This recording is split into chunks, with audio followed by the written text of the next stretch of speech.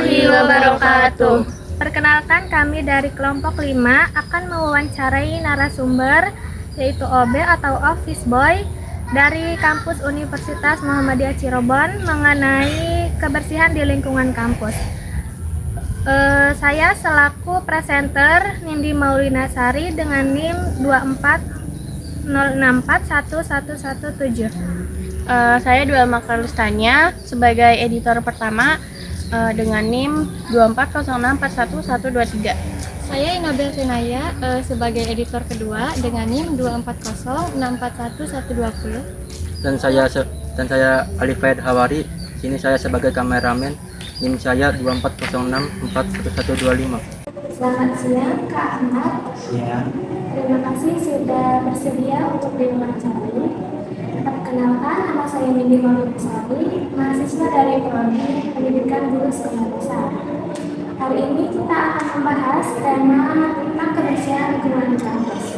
Wawancara ini bertujuan untuk meningkatkan kesadaran seluruh sivitas akademika tentang pentingnya menjaga kebersihan kampus. Apakah Bapak setuju dengan tujuan? Baik, saya langsung ke pertanyaan pertama. Bagaimana kondisi kebersihan toilet, ruang kelas, dan ruang publik di kampus saat ini termasuk frekuensi pembersihan? Kalau lingkungan kelas kampus sama toilet itu setiap hari sih dibersihkan, tapi kan pemakaian rutin, jadi masih tetap ada air kotor banyak, jadi masih belum dibilang bersih, belum. Kalau dari kebersihan tetap berjalan setiap hari rutin. Itu untuk semua lapisan di kampus.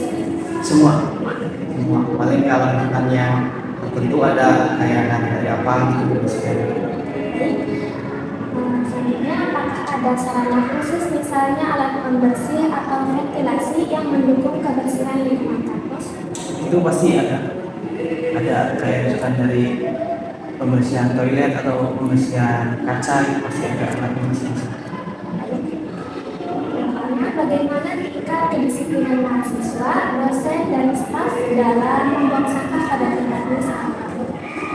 Kalau itu bisa dibilang ada yang disiplin, ada yang belum, masih lalai, masih belum menjaga kayak kebersihan kelas atau misalkan area yang luar, masih harus dibenahi dari kalau misalkan dari situ.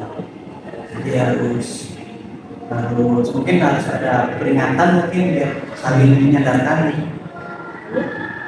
Apakah ada contoh perilaku positif atau negatif terkait kebersihan yang sering Anda lihat di kampus? Ya, Positif di bagian terkait kebersihan lingkungan.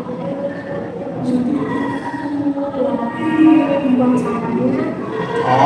kalau itu sih masih ya beberapa ada yang bisa dibilang positif, ada yang dibilang negatif, kayak dengan apa kelas kan seharusnya kita kan khusus belajar gitu. Nah misalkan bisa menjaga itu kan termasuk positif.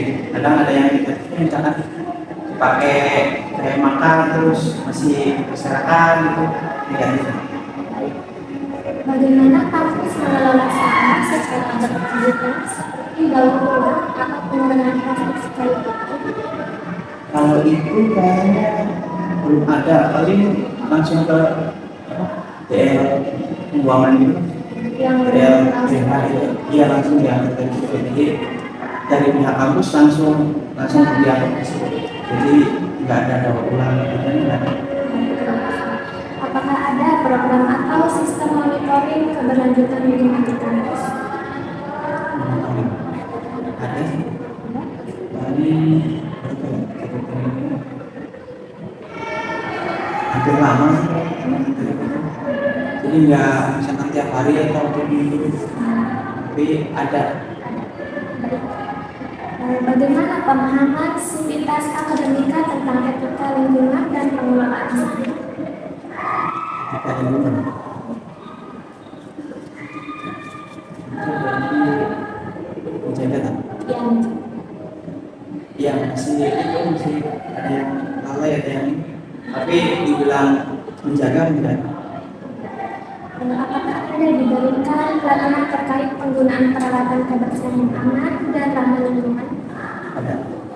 Jadi biasanya di misalkan tiap hari itu ada latihan misalkan setahun sekali atau misalkan bisa jadi seminggu sekali juga, tapi lebih lebih ininya paling kalau di semua pelatihan paling di tahun sekali. Baik, terima kasih atas wawancara yang sangat menarik ini. Semoga dengan wawancara ini kita dapat menginspirasi seluruh mahasiswa untuk tetap menjaga lingkungan kebersihan kampus. Terima kasih. Jadi, untuk kesimpulan dari wawancara hari ini yaitu kebersihan fasilitas kampus seperti toilet, ruang kelas, dan ruang publik dilakukan setiap hari dengan dukungan alat pembersih seperti untuk toilet dan kaca. Namun, kebersihan sering terganggu karena pemakaiannya yang intensif, sehingga fasilitas tersebut masih terlihat kotor.